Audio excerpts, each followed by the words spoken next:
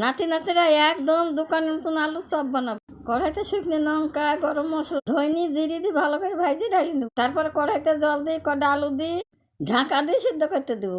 একটা গামলাতে বেসন হলুদ গুঁড়ো লঙ্কা গুঁড়ো স্বাদ মতো লবণ অল্প অল্প জল দিয়ে এমনি করে ভালো করে মাখিয়ে নি। সিদ্ধ আলুগুলো তুলে নি ছাড়ি নি। এদিকে ভাজা মশলাটা শিলে দিয়ে ভালো করে বাইটে তুলে নেবো। কড়াইতে সরষের তেল দিয়ে পেঁয়াজ কুচি দিয়ে ভাজি লঙ্কা কুচি আদা বাটা রসুন বাটা স্বাদ মতন হলুদ গুঁড়ি দিয়ে ভালো করে কষি নি। ওর মধ্যে সিদ্ধ করা আলুগুলা দিয়ে স্বাদ মতো লবণ দিয়ে আর একটু ভালো করে কষি নি। ভাজা মশলাটা দিয়ে নাড়ি চাড়ি তুলে নেব।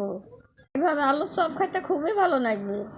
তারপর ঠান্ডা হয়ে গেলে একটা আলুর পুর নি একটু গোল করে এমনি করে চ্যাকটা করি বেসনের গায়ে ভালো করে মাখি নি। এবার আমি গরম তেলের মধ্যে এক এক করে ছেড়ে দেবো। তারপরে উল্টি পাল্টি এইভাবে সব লাল লাল করে চপগুলো ভাজি তুলে নেবো।